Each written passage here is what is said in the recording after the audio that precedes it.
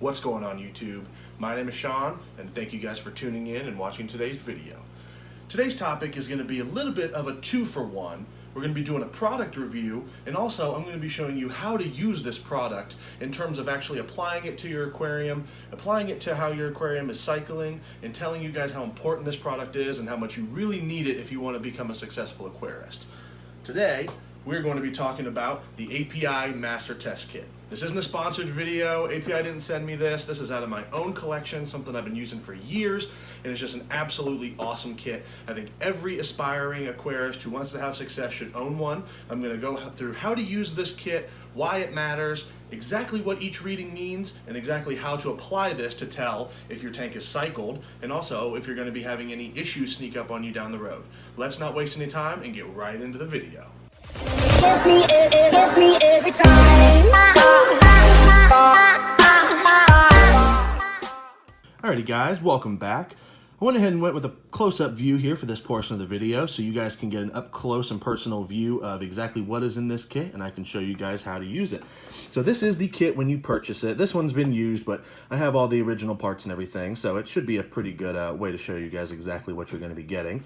It is manufactured by API, and this is the freshwater version. I only keep freshwater aquariums, so this is the only one that I need. If you do ponds, if you do saltwater, they do make a test kit exclusively for those types of aquariums. So don't worry, just make sure right here below the logo you find out if it says saltwater and such. Pretty obvious, but definitely it will be a different kit and it will have different chemicals inside of it to help you test those parameters.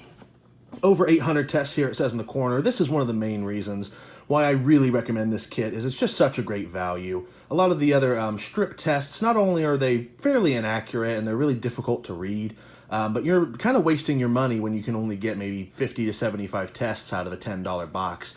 You can find this kit everywhere. Most local pet stores will have it, aquarium stores for sure. Amazon is probably going to be your best bet, just like everything nowadays. Online is almost always going to be cheaper.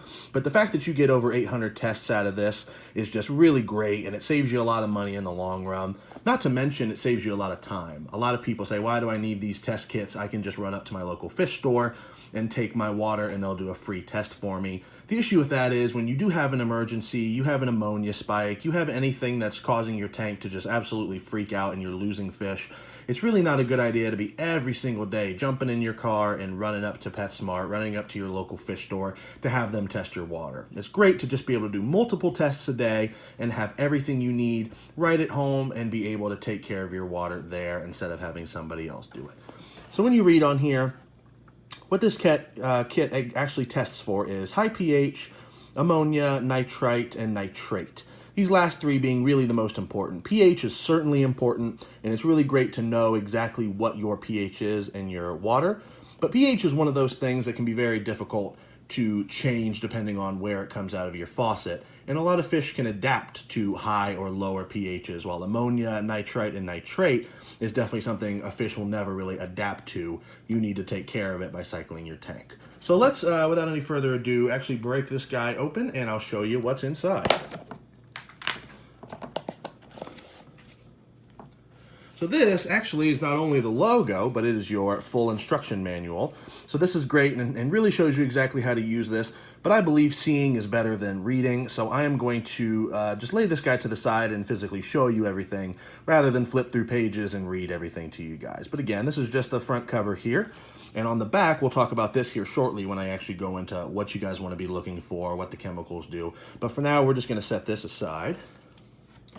And we are going to start with what we first mentioned, and that is your pH and your high range pH. And now these are great for knowing exactly what comes out of your faucet and what the pH is. When you're keeping really finicky fish like discus or angels, this is going to be much more important, and especially when you're keeping the opposite end of the spectrum, like African cichlids, who prefer a really high pH, the discus and the angels preferring a really low pH. These are great to give you a baseline and exactly where you sit. But like I said, most fish can really adapt to a varying pH range. I'll always say, and a lot of other experts in the aquarium hobby will also agree with me when they say stability is much better than chasing a certain number. So if you have a cichlid that prefers 7.0 to 7.5 and you're at 7.9, even though that might seem like really hard water, it's definitely better if you can always keep it at 7.9 rather than adding chemicals and going crazy trying to reduce that number. The best way to reduce it, if that is absolutely something you want to do, is using driftwood and peat moss. Those not chemicals, those are those types of substances and plants are almost natural filters and can definitely help lower your pH. And there's also ways to raise your pH, like crushed coral and really dense hard rocks. Those will over time add alkalinity to your water and help raise your pH as well. So we're not going to talk too much about these. They're great, they're important, but it's not something you're having to test all the time like the other three chemicals we're going to go over. So next, and what's I would say the most important chemical, especially when starting your nitrogen cycle, is your ammonia. Ammonia is highly toxic to fish. Although you do need it to start a cycle, as soon as you have it, what most people will call an ammonia spike, you need to have that to even begin your cycle. It is important to then start working on getting it down.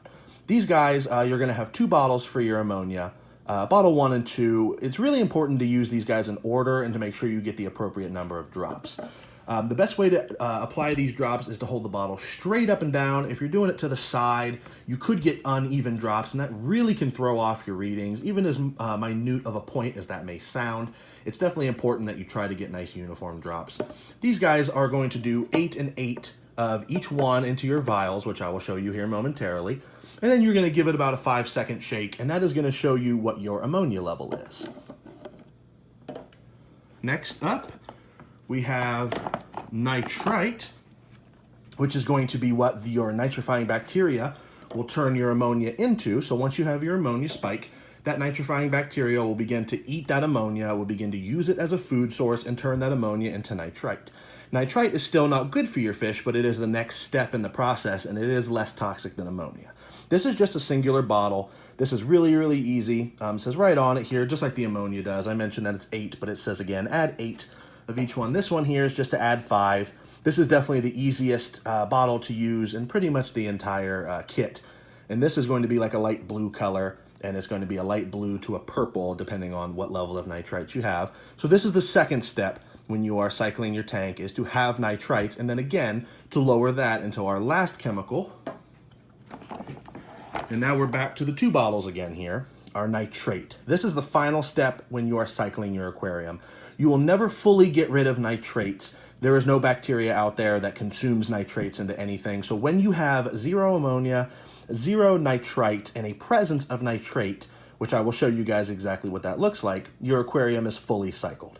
The way you get rid of nitrate is by water changes. So water changes are gonna really kind of disrupt your ammonia and nitrite while they cycle. So although if you have what they call a spike and it's at a dangerous level for your fish, doing a water change is a good thing to help save your fish, but really it can slow down the cycling process. So your water changes are mostly to remove your nitrates here, which is the truly only way to get rid of them. Now this is the most difficult chemical to test for, due to the fact that this bottle here, bottle number 2, is very finicky in terms of you need to give it really, really good shaking for about 30 to 45 seconds before you actually drop this into the bottle, into the test tube. And you need to really hit it against your hand several times, against a table, anything to really disrupt the crystals that gather on the side and bottom of this bottle. Because if you don't, and those crystals are still stuck to the side of the bottle when you do your reading, it's going to be incredibly inaccurate. So to make sure to really get this guy shaken up well and to get those crystals dispersed throughout the bottle, give it a few taps on your hand, shake it like crazy. You'll really be glad that you did. But just like ammonia, you're going to have 2 bottles, 10 of each, right into the test tube, and then you're even going to need to shake the test tube for about a minute. So the nitrate, it's not only most important because it is the last step in the cycle, and making sure you have some is key to making sure that bacteria can break down your ammonia and your nitrite into this substance, but also it's the most temperamental and kind of step-inducing process of the measuring. So definitely be sure to shake the crap out of this bottle number 2, shake the crap out of the test tube, and you should have an accurate reading. So that's going over all the bottles. The test kit is now empty. It doesn't hold a whole lot. It's pretty straightforward and simple. Now we're going to go ahead and talk about the test vials. When you purchase this kit, it will come with 4 vials. I'm only showing you guys 3 right now because, like I said, the pH is definitely something that's important. But once you test it once, and maybe test it once a month, it's not something that's typically going to change a whole lot. So these guys are going to fluctuate throughout your cycle, and that's why I'm showing you these, because they are definitely the most important. This right here is an example of a completely neutral testing, and these colors are showing you at 0 of everything. So when we go ahead and bring this chart over, like I said we would, you have your 5 columns here. Let me bring it into focus here. You've got your pH, your high range pH, and again, we're focusing on these last 3: ammonia, nitrite, and nitrate. And these guys are conveniently located in an order where it shows you're going to start with an ammonia spike when you start ghost feeding a tank, when your fish start producing waste. However you choose to start your cycle, you're never going to have these 2 chemicals without a presence of ammonia. So usually you're going to be anywhere between 0.5 and even up to 4 parts per million.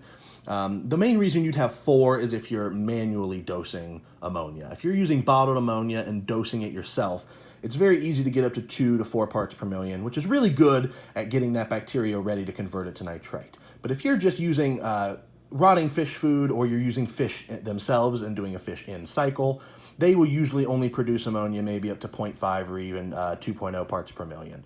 So as you can see here, this is our ammonia reading. We are completely at 0 here, parts per million. This is a nice golden yellow color. A little trick that we usually use is a lot of the time is when you run this over the color, the one that you see disappear the most. You'll usually never see it totally disappear, but that's the best way to tell. Make sure you get under a good light. Make sure you hold it up against the white background of the test kit. And next up on the list is the nitrite. Again, right here at 0 parts per million. And again, this will range from a light blue all the way down to a really dark purple. And then nitrate, again, is going to be a very similar color to the ammonia. I've noticed this is a little bit more of like a sharp gold instead of this is more like a yellow. This is, again, a 0 nitrate reading. So this is what you will have if you maybe test just regular tap water. Something to keep in mind is some tap water does contain presence of any of these 3 chemicals. That's why it's a really good idea to test your tap water directly before you go testing anything in your aquarium. And that way you can tell, oh, I already have a slight amount of ammonia. Oh, I already have a slight amount of nitrites, which is totally normal in my tap water. Otherwise, you can drive yourself crazy trying to figure out exactly why you can't get this ammonia to 0, why you can't get these numbers where you want them, because your tap water is already contributing to that. So that's pretty much everything you need to know about a very basic overview of the kit itself and a 0 reading. We are going to go up and show you one of my cycled tanks, and we are going to do the same test again, and I will show you exactly what you should look for when your tank is cycled. And then after that, we will show you a reading of, we set up a tank about 2 weeks ago that is mid-cycle, just specifically for this video, so we can show you what a typical reading will be like while a tank is cycling. So I'm going to go do that now. Stay tuned, and I'll show you guys a little bit more. Alrighty guys, we are back here again with a new reading on our cycled tank. As you can see, these first 2 should look pretty much the same as they did before. Reading 0 and 0, ideally on a cycled tank. But our nitrates here have definitely changed pretty significantly. So as you see here again, we're reading 0 parts per million on our ammonia, 0 parts per million on our nitrite. But now, instead of that gold yellow nitrate color, we've got about a 20, maybe even close up to 40 parts per million nitrate reading. Now, when to do a water change on a nitrate reading is definitely going to vary from person to person. That is going to be something you're going to learn with experience.